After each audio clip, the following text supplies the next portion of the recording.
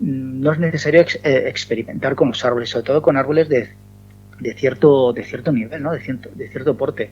Entonces, un esquema de, por ejemplo, si tienes azaleas, canuma, no te compliques, no mezcles con cosas que mejor te dicen que te va bien, bueno, pues te va bien durante una temporada, pero no te compliques. Canuma va fenomenal, le da acidez, fácil de trasplantar, las raíces se desarrollan bien, canuma. Ikigai Bonsai no solo es un vivero, sino también es la unión de dos personas, Justo y Dani. Hoy tengo la suerte de hablar con Justo para que nos cuente todo lo que hay detrás de una parte de Ikigai Bonsai. Más adelante hablaremos con Dani para conocer la otra parte de Ikigai Bonsai. Empezamos.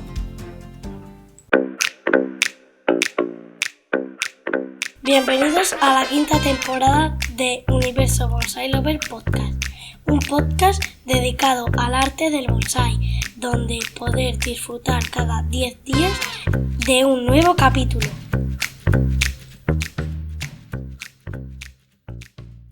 Dentro del panorama nacional tenemos muchos lugares donde ir a buscar nuestro bonsai, a consultar, a aprender un poco de este arte, y muchos de ellos se convierten en referentes. En el caso de Ikigai Bonsai se ha convertido poco a poco en uno de los referentes al que todos acudimos para resolver nuestras dudas de cultivo, para comprar nuestros árboles, y hoy tengo el enorme placer de tener conmigo a Justo, y que viene a contarnos un poco sobre cultivo y alguna cosita más. Justo, ¿qué tal? ¿Cómo estás? Hola, muy buena, Manuel, ¿cómo estás? Bueno, yo te voy a lanzar la primera pregunta. Siempre que venís la primera vez al podcast es la misma pregunta, así que ¿qué es para ti un bonsai? Pues para mí un bonsai, la verdad es que lo es todo. Yo llevo toda la vida conociendo bonsai y es más que una afición, se ha convertido ya en una forma de vida y para mí el bonsai es el máximo de todos los hobbies. No es el típico colección, ¿no? que haces, que la dejas en un armario, en un mueble o en un cajón y te olvidas de él. No, esto está, creas un vínculo con él y estás continuamente encima de él a diario. Y ves su evolución, cómo va cambiando, las técnicas que vas aplicando, vas aprendiendo cosas, lo aplicas sobre ellos. Es algo vivo pero cambiante, ¿sabes? Entonces es una maravilla el bonsai. ¿Y cómo empezaste tú en este mundillo? Pues yo he tenido la fortuna de haberlo conocido el bonsai pues a través de mi padre, lo he visto toda la vida, desde tengo uso de razón. Tengo bonsáis en mi casa de semilla yo tengo 43 años y esos árboles tendrán pues 45, 48 años. Y aún mi padre los conserva, y entonces lo he visto desde pequeñito, he visto cómo ha evolucionado el bonsai, pues mi padre cómo ha ido evolucionando con el bonsai, luego yo con 8, 9, 10 años empecé a tener mis pequeños bonsais y bueno, es una afición que hemos compartido juntos, hemos aprendido mi padre y yo juntos con el bonsai. Se creó el Club Bonsai Toledo y tal. Bueno, pues en el caso que he visto la evolución del bonsai desde los 80, que estaba en España el bonsai muy en pañales, ahora que pues el mayor, o sea, bajo España, bajo el país que mayor potencial tiene en bonsais. Sí, la verdad que estamos viendo eso, ¿no? Que últimamente en las entrevistas que estáis haciendo a los grandes maestros esta temporada estáis viniendo gente de primer nivel y todos decir lo mismo, ¿no? Que el bonsai está en un nivel muy alto a día de hoy, el bonsai de España, y que nos miran de reojo, ¿no? Sí, ha evolucionado mucho. Te mueves por otros países de Europa y ves las exposiciones y países con más población y más ricos que España, y no tenemos nada que envidiar a ellos. ¿Sabes? Tenemos árboles, la verdad es que tanto los profesionales como los aficionados tienen un nivel muy alto, se toman la afición muy en serio, la verdad, la gran mayoría, y siempre tienen, bueno, pues como todas las aficiones, ¿no? Siempre quieres superarte al año anterior, o el árbol que tienes, siempre quieres buscar la perfección, cómo mejorarlo en todos los sentidos, en la calidad. Entonces, con ese entusiasmo que tiene la gente, pues al final el bonsai evoluciona con ganas, ¿sabes? en todos los sentidos, ¿sabes? Tanto desde cultivos de árboles hechos desde cero, llamadoris o árboles importados a todos los niveles, e incluso en clubes pequeños de cualquier ciudad, y ves que las exposiciones van mejorando, ¿sabes? En las presentaciones, en todo. Es una evolución continua. Sí, parte de esa culpa de la evolución la tenéis los profesionales como vosotros, como Ikigai Bonsai, que nos lo ponéis todo fácil. Y yo te quiero preguntar que nos cuentes qué es Ikigai Bonsai, cómo nace, cómo surge ese proyecto, y bueno, cuéntanos un poco sobre Ikigai Bonsai. Pues mira, nació en noviembre del 2022. Ya creamos la tienda, pero previamente, unos años antes, empezamos a crear los bonsais, ¿vale? Los primeros árboles que teníamos antes de poder abrir la tienda. Ikigai Bonsai lo componemos, somos 2 socios, Daniel y yo. Daniel es el especialista y el entusiasta en el diseño, sobre todo en pinos silvestres y en coníferas. Es muy bueno diseñando, y yo en el tema del cultivo principalmente, todo lo que está relacionado con el cultivo. Y pues hicimos una amistad, nos conocimos haciendo bonsais, como todas estas cosas de este mundillo, y bueno, pues vimos que pues nuestra afición iba más, queríamos pues mejorar. Venía a mi casa, trabajaba los árboles, íbamos al monte, íbamos viendo pues posibles llamadoris, y nada, y al final pues quieres vivir de esto, quieres construir un proyecto de vida, pero con el bonsai.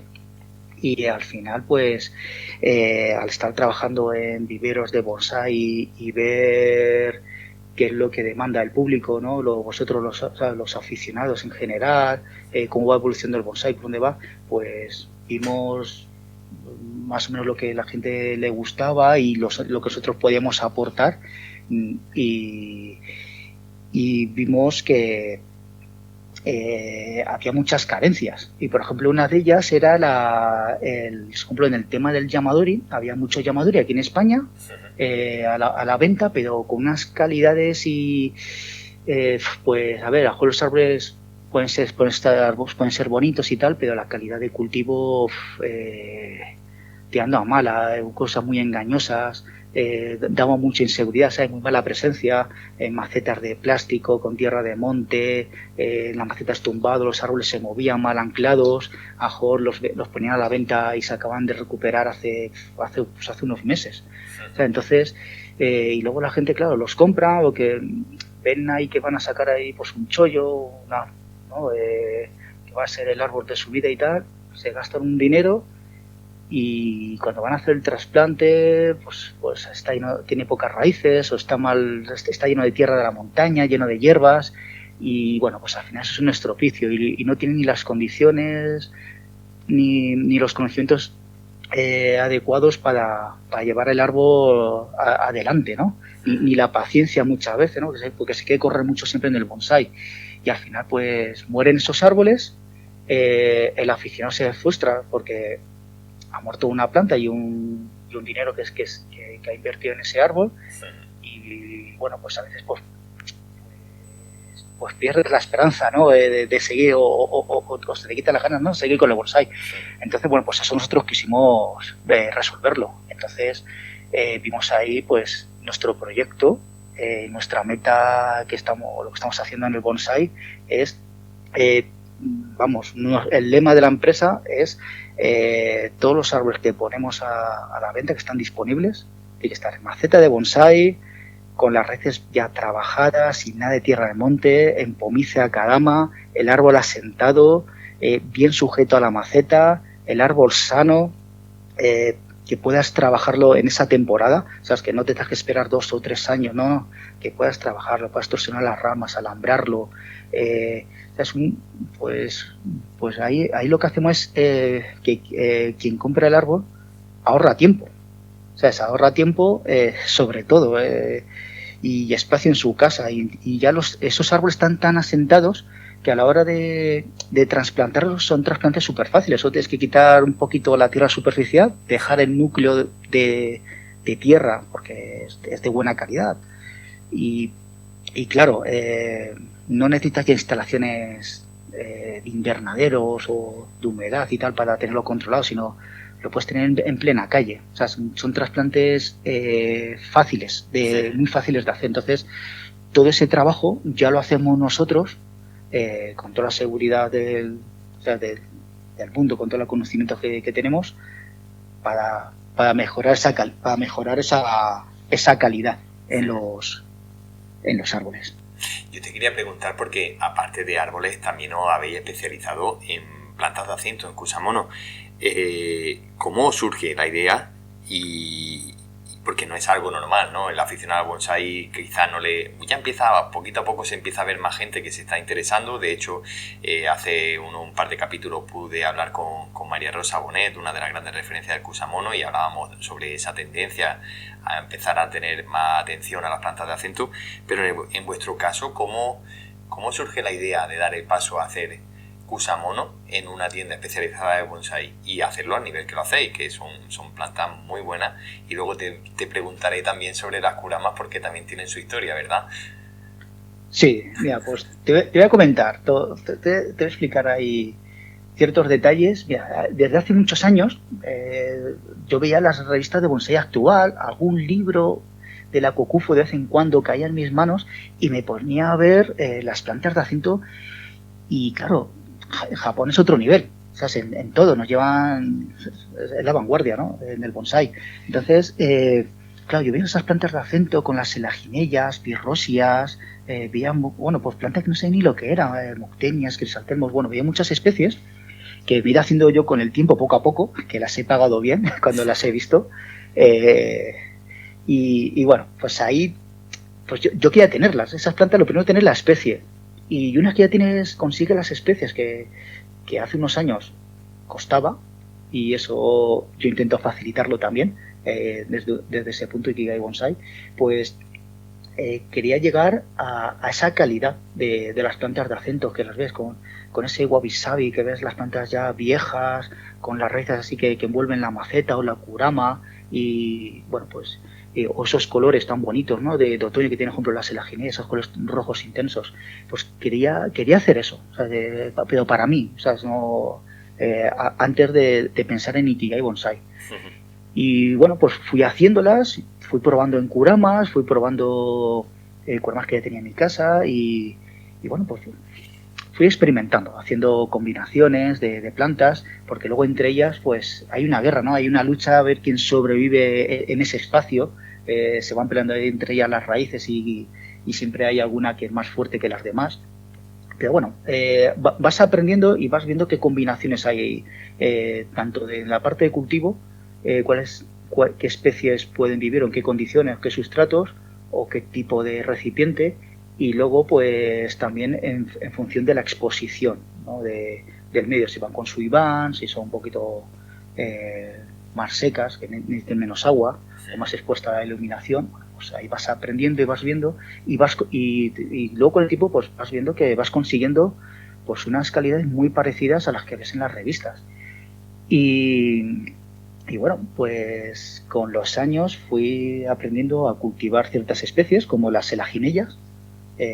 Vas viendo varios métodos de reproducción, y luego por su combinación. O sea, entonces, antes de montar Ikigai Bonsai, pues claro, veíamos las exposiciones de España, pues muy pobres los kusamonos, las plantas que ponían, nunca se le daban importancia. ¿Sabes? Muy escuálidas las plantas, poco rellenas, muchas veces veíais están las plantas medio secas. No las veías con el wabi-sabi, o sea, no eran plantas maduras. A veces hasta recién hechas, que clavaban 4 ramitas de por ahí de algún rosal, y o sea, las ponían, y claro, o incluso pirrosias que no estaban, o sea, que no estaban maduras. Se veían las plantas que faltaba mucho. Los bonsais tenían potencial, veías los bonsais que estaban bien, incluso las macetas, las mesas y tal, pero las plantas de acento fallaban. Y aún así, hoy en día, veo muchas plantas de acento en las exposiciones. Y digo, joder, que pueden pasar por mi tienda que por lo menos le mejora la composición, ¿no? Por lo menos en algunas plantas. Y de hecho, mucha gente lo hace.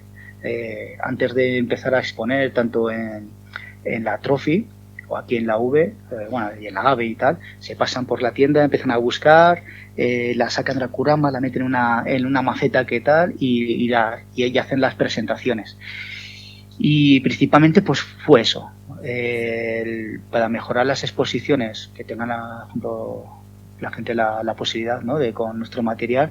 Y luego también veo un punto muy importante, pero para todo el mundo, que tengan plantas de acento entre los bonsáis en sus propias colecciones, en su casa, adaptadas al punto donde quieren colocarlo, ¿no? Puedes tener muchas especies, diferentes especies que se adaptan más al sol. A lo mejor tienes que tenerlas con más agua, con un suiván, otra un poco más a zonas más sombrías, pero de tener varias plantas, porque embellecen el jardín, tanto en las mesas como por el suelo, depende de qué tipo de jardín tengas, pero embellecen el jardín, ¿sabes? Eso son lo que se dice, ¿no? Plantas de acento pues acentúan y embellecen. Y el tema de las kuramas, bueno, pues a mí se me ha gustado mucho la geología, a mi padre y a mí, el tema de los fósiles, y siempre hemos estado en el campo, ¿sabes? Y al caminar por el campo, pues siempre ves todo tipo de rocas, ¿no? Ves cuarcitas que se pueden adaptar que cuarcitas con formas que pueden valer para kuramas o suisekis. Vas a zonas de basaltos y encuentras bombas volcánicas que también valen para suiseki o granitos y tal. Y entonces vas encontrando piedras y y al final pues vas buscando y vas encontrando pues kuramas más adaptadas para el bonsái, ¿no? Mejores. Y bueno, y al final pues vimos la posibilidad de adaptar las plantas de acento con kuramas, igual que con algunas maderas y eso. Pero bueno, hemos hecho muchas kuramas con selaginella, nos conocen mucho por eso, porque sobre todo en las ferias, y bueno, han tenido mucho éxito las selaginellas con kuramas. Y bueno, es una planta que es difícil de mantener, ¿no?, en una kurama, porque hay que regarla varias veces. Nosotros, por ejemplo, las tenemos en invernaderos, otras las tenemos en el exterior, pero bueno, en zonas de sombra, y vamos regando, y también es parte del arte, ¿no? Igual que un bonsái, para que esté en una maceta pequeñita, un shohin, y esté en perfectas condiciones, pues lo mismo con los kusamonos, pues tienes que buscar la ubicación y la cantidad de riegos, que tampoco son tantos, al día, o con 1 o 2 riegos tienes, o con un suiván, y mantener pues en recipientes, macetas pequeñas o en kuramas pequeñitas, y que densifiquen, y tenerlas pues en la mayor perfección para cuando llegue el otoño poder llevarlas a las exposiciones. Qué bien. Ya has hablado sobre quién es parte del autor de las kuramas, porque me habían chivado que las kuramas era casi responsabilidad de tu padre, ¿no? Era un poco el que tenía esa misión especial de ir buscando kuramas o de ir preparando las kuramas para que fuesen originales y que fuesen adaptadas a las plantas que ofrecéis. Entonces ya nos las has contado, o sea que si quieres podemos saltarnos otra pregunta. El capítulo de hoy has comentado que sois 2 socios, que sois Dani y tú. Dani lo tendremos más adelante en el podcast, pero en tu caso el valor que tú aportas a Ikigai creo que es algo que todavía nos queda mucho que aprender en el mundo del bonsái, y es el tema del cultivo. ¿Sabemos cultivar los aficionados de bonsái? Uno más que otros. Así como lo digo, hay aficionados que cultivan bien, bastante bien, algunas especies, y en general, a ver, es que es complicado de explicar, es que depende del aficionado. No todo el mundo cultiva igual. Todo el mundo dice que cultiva bien, pero luego cuando vas a ver su colección y estás en su casa viendo los árboles y eso, pues ves fallos. En cambio hay otros que de forma innata los cultivan bien.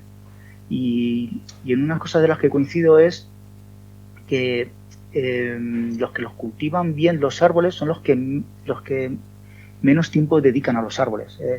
Porque uno de los mayores fallos que veo es estar muy encima de los árboles, sobre todo los que tienen colecciones pequeñas en terrazas.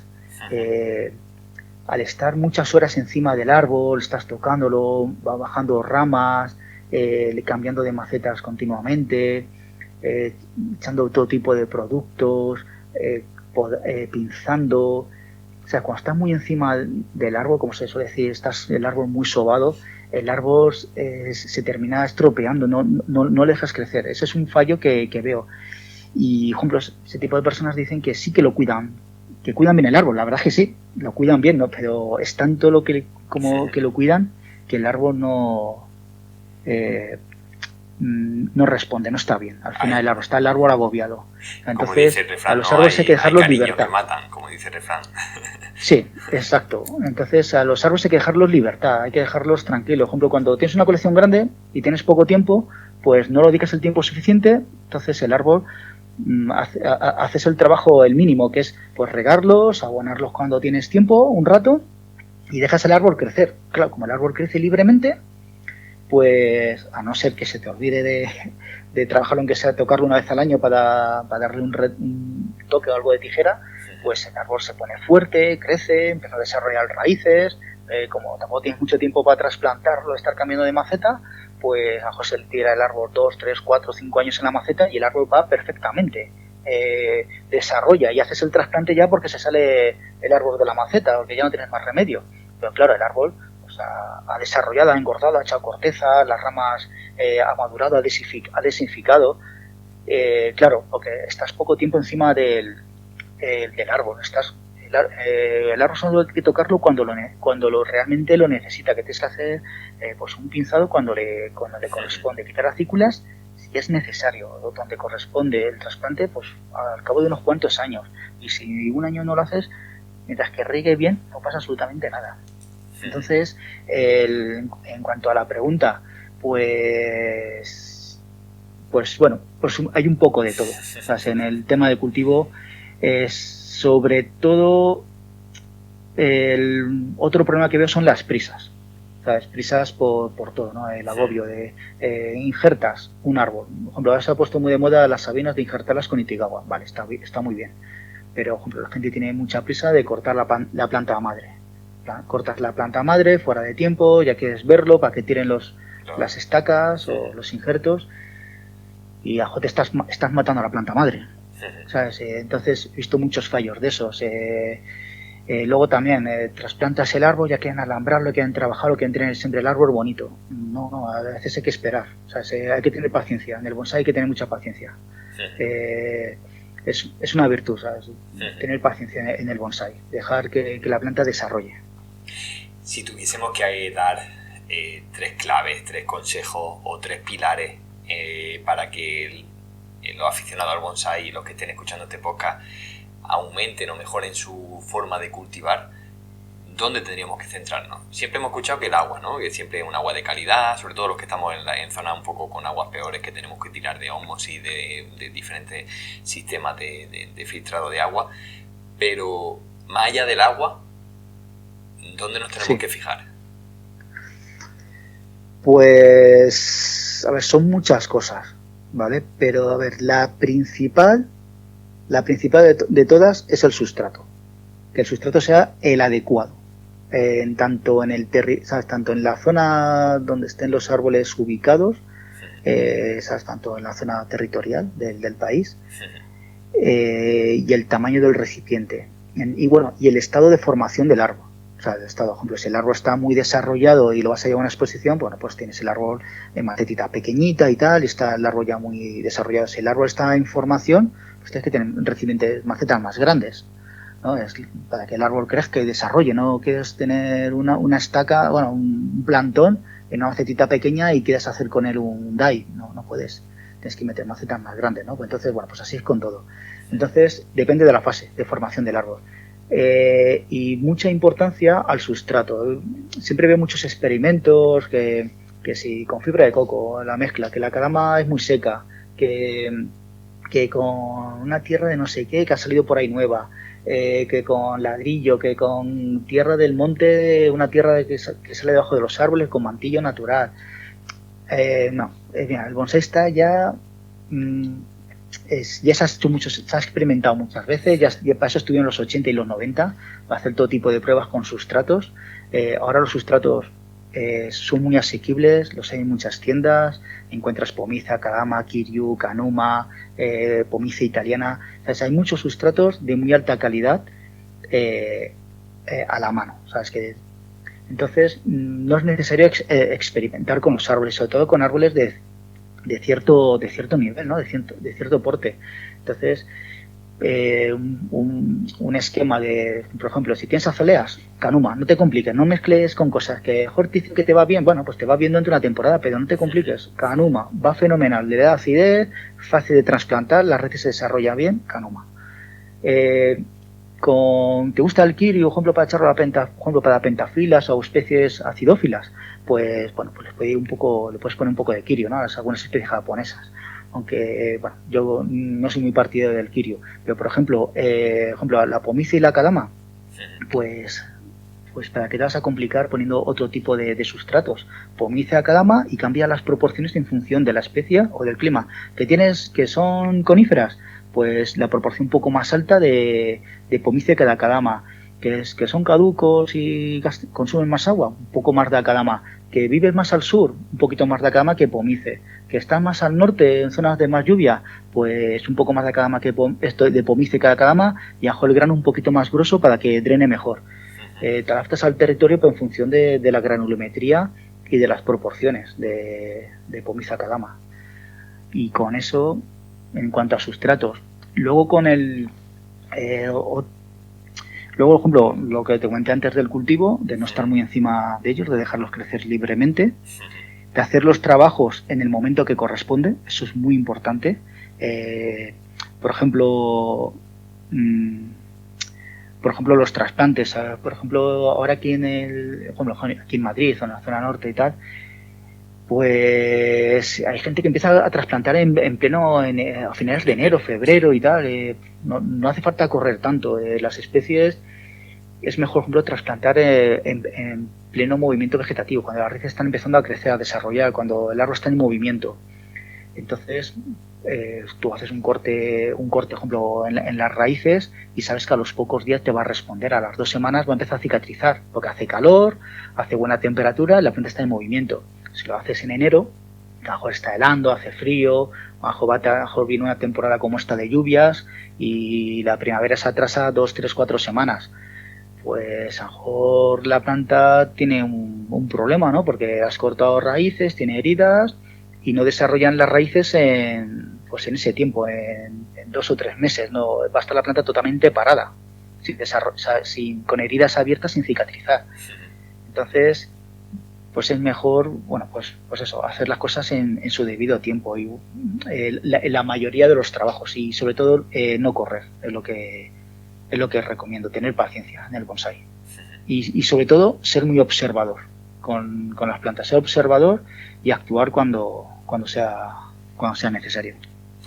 Y del tema de los abonos, ¿qué podemos decir? Porque yo veo que ahora están apareciendo abonos, un poco pasa como con los sustratos, ¿no? Nos estamos inventando mezclas de todo y ahora con los abonos estamos viendo también la aparición de muchos abonos de diferentes procedencias, muchos abonos líquidos, muchos abonos sólidos.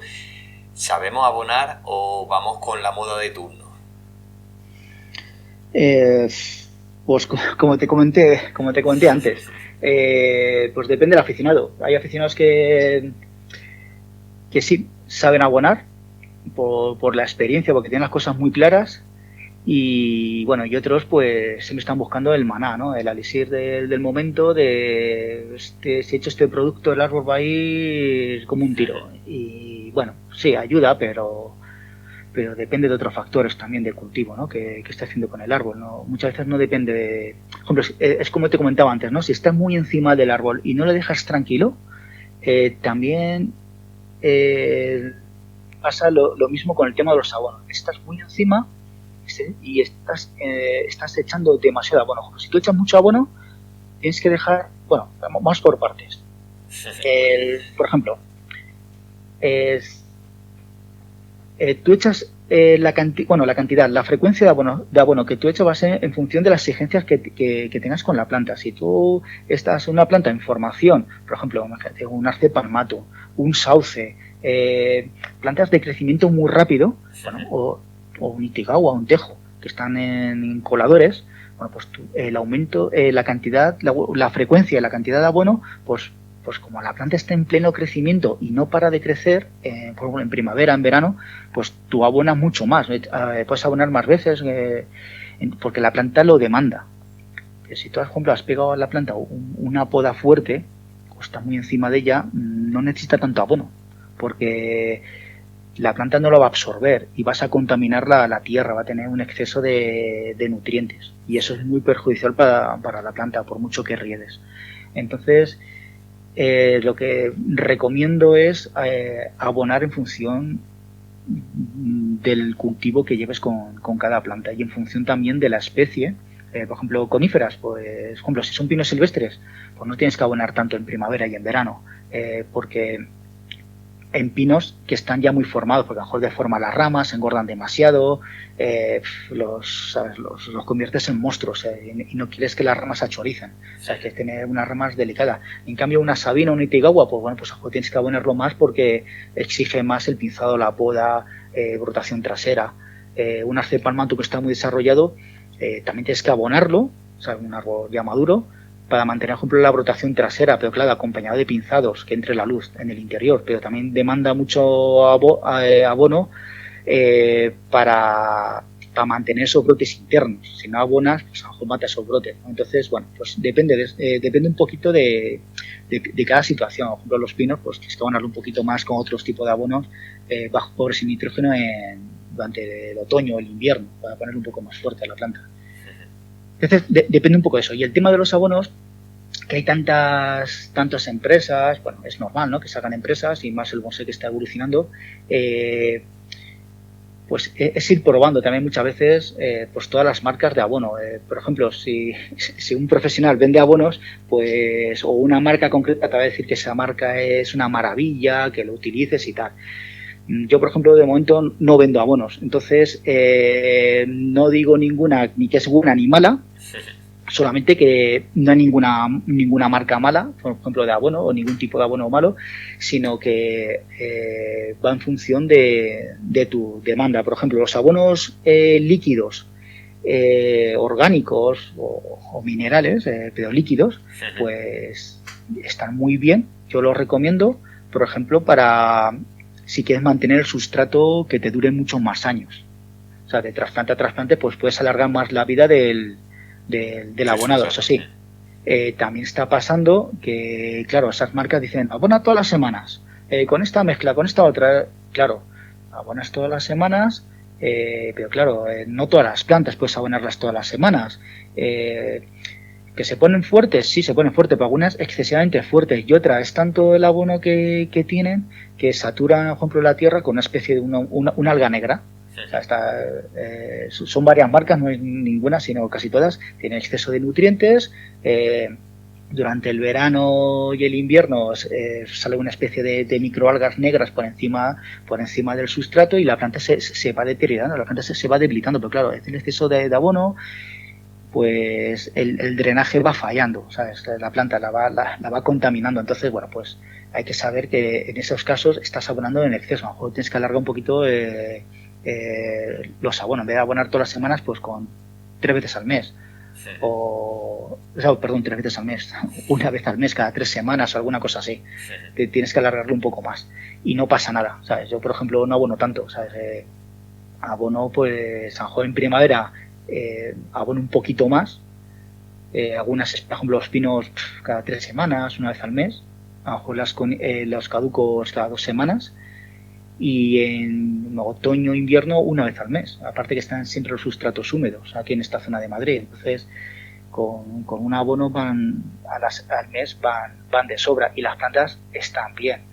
Luego, por ejemplo, hay un abono que no me gusta, bueno, por ejemplo, los abonos sólidos orgánicos están muy bien por ejemplo, para fortalecer cierto tipo de plantas, bueno, fortalecerlas. Es un abono continuo porque va cayendo cada vez que cuando estás regando. Plantas que han tenido algún problema, que están un poco débiles, que han sufrido una helada, o bueno, pues plantas que exigen un abono pero suave. O sea, entonces ese tipo de abonos suaves, sin llenarlo hasta arriba, pero sí abonos de descomposición lenta. Bueno, pues en la típica malla esta del té, pones ahí unas bolitas y van muy bien, o sea, pero de descomposición lenta. Y inconveniente, bueno, aunque lo pongas ahí, bueno, pues la tierra pues dura un poco menos, o sea, se satura de materia orgánica, a tapar un poco el suelo, bueno, pues sabes que tienes que hacer el trasplante con mayor frecuencia. Y luego, por ejemplo, los abonos sólidos, los químicos, pues no los recomiendo, ejemplo, el tipo nitrofosca, este tipo de abonos, son muy peligrosos, o sea, son... todo el mundo termina quemando alguna planta, porque hay plantas que no tienes que echarlo. Por ejemplo, si acabas de hacer un trasplante o tiene pocas raíces, no puedes abonar con eso porque quemas las raíces, aunque eches poquito. Si está muy desarrollado le viene bien, o sea, si ya tiene muchas raíces puedes echarlo, pero claro, la cantidad tiene que ser pequeña, con cierta frecuencia, cada 3 semanas, puedes abonarlo, pero muy poquito. Como digo yo, te se echa una cantidad como si echas sal a un chuletón, ¿sabes? Más o menos. Sí. Es poca. Y sobre todo que esté alejada de temporadas de lluvia. Tú echas eso a nitrofosca o cualquier tipo de abono de estos sólidos y es tanto lo que está lloviendo que se está la planta abonando continuamente y quema las raíces. Entonces, pues bueno, pues en época seca, ¿vale? Porque tú riegas, hace calor, se seca las bolitas de nitrofosca y dejan de soltar abono. Entonces el abono siempre las bolitas siempre se mantienen duras. Entonces de riego tras riego pues abona bien, va abonando. Entonces si están las bolas blandas, están siempre a sustrato húmedo, terminas quemando a la planta. Entonces bueno, pues son así ciertos detalles. Y luego bueno, pues de todos los abonos que hay, por ejemplo, tampoco hay que complicarse mucho con oligoelementos, con bioestimulantes. Por ejemplo, bioestimulantes hay que echarlo, por ejemplo, en un trasplante, una planta que ha tenido algún problema, alguna cosa, o sea, algún bioestimulante que necesites para algo, si no, no lo eches. Y bueno, hay muchos productos que, bueno, que es que depende, hay que ir probándolos, y experimentar, pero la verdad es que sí, hay mucho en el mercado y no se puede decir que sean ninguno malo, pero cada uno funciona bien a su medida. Efectivamente. Y sobre todo lo que has dicho, creo que es muy importante que la gente, los aficionados a bonsái, no cojan un patrón porque ya hay un patrón escrito sobre cómo manejarlo y no se vuelvan locos echando de todo, porque creo que a veces también nos volvemos locos que si le pongo un abono sólido, pero aparte le echo un abono líquido, pero aparte le echo un bioestimulante, un aminoácido, una alga, un lo otro, y me hago un calendario que no me lo salto ni aunque no pueda ir ese día, que sea lo último que haga, ¿no? Y creo que a veces... Sí, esto es como lo del abonoloto. Si no he hecho el abonoloto este día y toca el número, pues me da algo, ¿no? Sí, que se me olvida echarlo. Bueno, pues con esto igual. No pasa nada, ¿sabes? No cambia el árbol. Si te olvidas una semana en echarlo, no pasa absolutamente nada. Juan el árbol hasta te lo agradece. Sí. No pasa nada, ¿sabes? La frecuencia no es matemática, ¿sabes? Es como el tiempo. A veces llueve y a veces no llueve, ¿sabes? Es así. Con los abonos igual. La frecuencia nos la ponemos nosotros por la comodidad, ¿no? De decir, el día 10 toca esto, el día 15 toca esto y el día 20 toca esto. Y es un poco más por nuestra comodidad que porque realmente le toque al árbol. Sí, pero así no es la naturaleza. La naturaleza es más anárquica. Tiene un orden, pero es anárquico. O sea, está dentro ahí del caos. Entonces... en la naturaleza las plantas nadie las abona, ¿sabes? Es con la materia orgánica que caiga en ese momento en la zona, hasta que el terreno se agota, ¿no? O si hay un abono constante de, no sé, que pase por ahí una vaca o se descomponga un tronco de un árbol que se ha caído. Entonces, no hay que estar tan pendiente de... a ver, es muy importante abonar porque están en un contenedor, están en una maceta pequeña, dependen de nosotros los árboles. Su vida depende de nosotros, del día a día que hagamos con ellos, pero el abonado es como comenté antes, va en función de la exigencia que tengas para el árbol y en el momento de, o sea, en el estado de cultivo que esté el árbol. Oye, y yo te voy a preguntar, porque una persona, un aficionado tiene una colección de 20, 25, 30 árboles, más o menos se puede manejar. En un vivero, ¿es difícil cultivar árboles? ¿Es difícil cultivar con tanta cantidad, tanta variedad, tanta maceta grande, chicas de entrenamiento, coladores? No, porque es fácil cultivarlo, porque, por ejemplo, yo estoy ya en varios viveros trabajando y, bueno, y en el mío principalmente, pues es fácil llevar la colección porque al final conoces todos los árboles, o sea, conoces todos los árboles, dónde están los tiempos de riego, la cantidad de agua que tienes que echar, eso es muy importante en cada momento. Entonces, lo tienes controlado, sabes que dedicas un tiempo, por ejemplo, en invierno a lo mejor riegas el jardín en media hora y en verano a lo mejor te tiras 5 horas y de 2 veces, ¿sabes? 2 horas por la mañana, 3 o 4 por la tarde.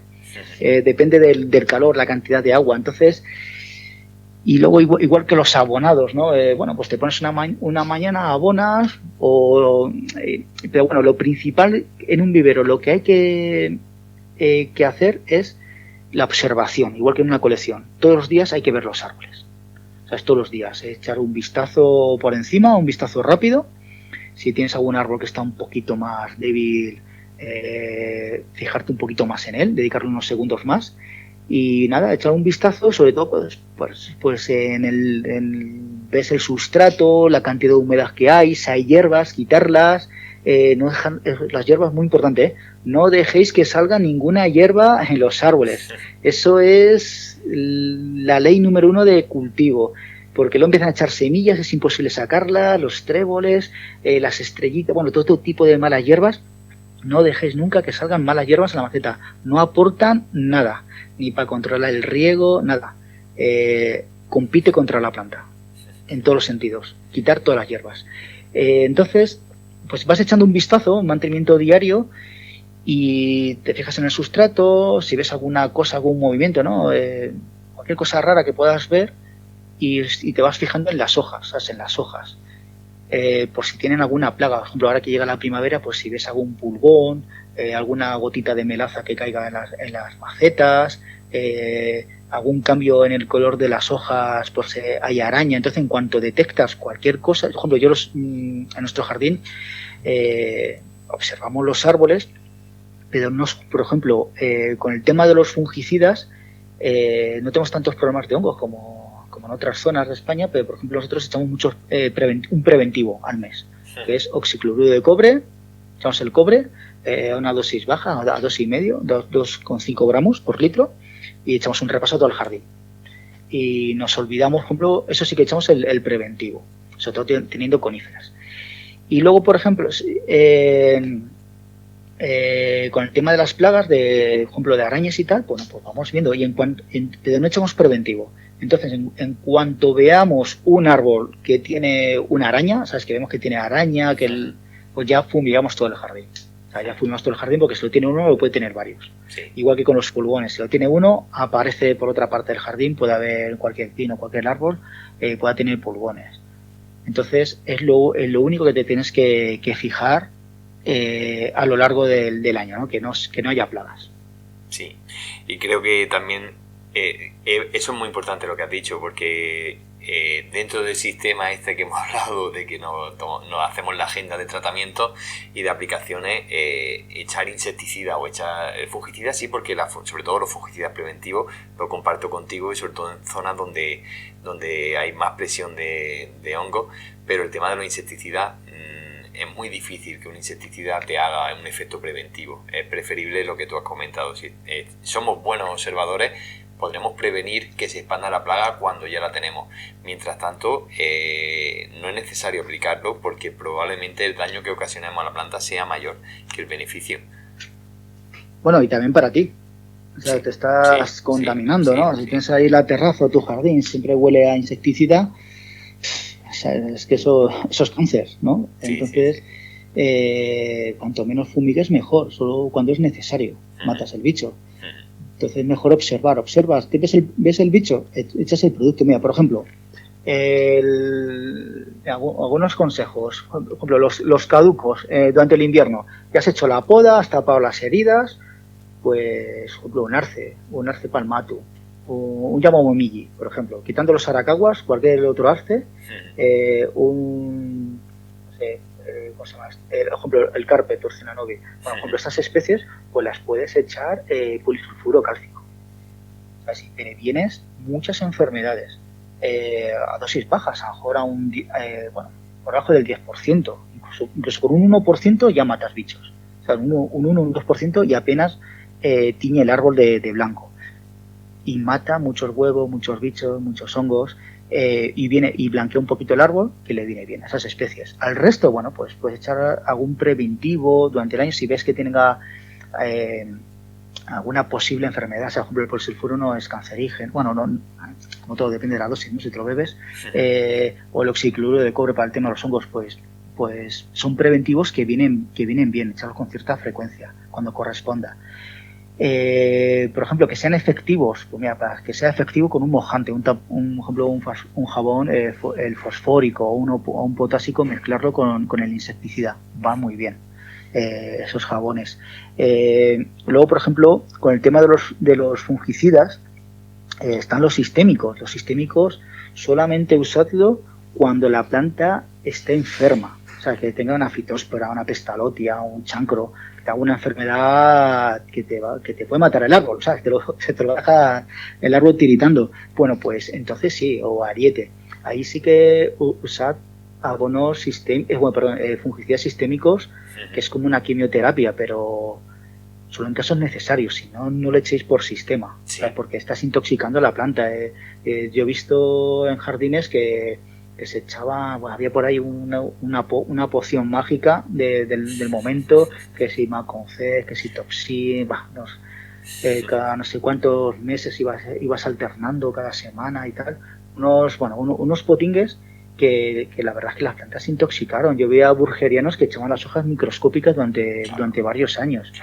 E incluso con los abonos, hubo una moda hace años con el tema de los aminoácidos, que era igual, era la leche, ¿no? Echar aminoácidos, se descubrió el tema de los aminoácidos, sobre todo aminoácidos de origen animal, no los recomiendo, aminoácidos de origen animal. Si usáis aminoácidos, que sean de algas y sobre todo de microalgas. Lo mejor son microalgas, pero sí que son algo más caros de microalgas, pero en su defecto el de algas. Pero los de origen animal, que suelen ser de descomposición de plumas, de restos óseos y tal, no los uséis. Esos dan un fogonazo a la planta y tal, pero las desequilibran mucho. Eso está bien para los tomates, para criar plantas de huerta que viven 3 o 4 meses, pero para plantas que viven decenios no lo recomiendo. Sí.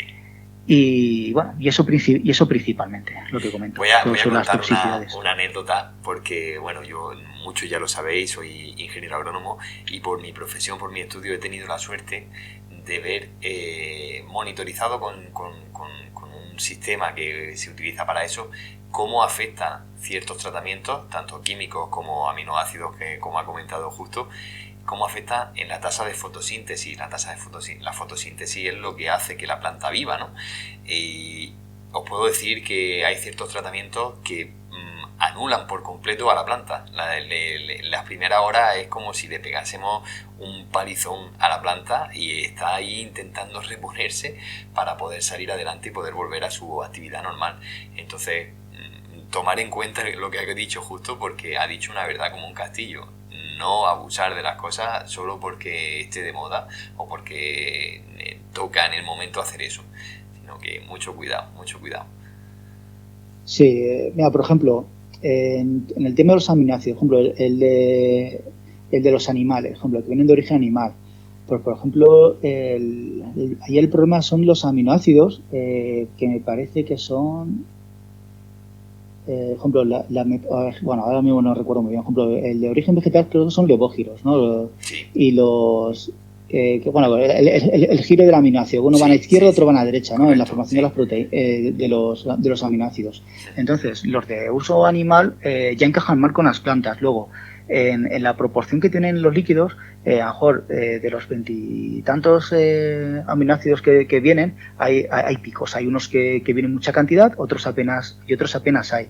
Bueno, pues eso es que, pues entonces, la planta, al absorber ese tipo de aminoácidos, pues tiene un desbarajuste, a lo mejor tiene un crecimiento pues monstruoso, a lo mejor para lo que decías antes con la fotosíntesis, a lo mejor tiene para un crecimiento, un desarrollo de ciertas cosas va bien, crece bien durante un momento, pero como le faltan otro tipo de aminoácidos o de elementos que no le da tiempo a formarlos, pues la planta al final tiene un colapso, al final la planta queda pues intoxicada, deja de crecer.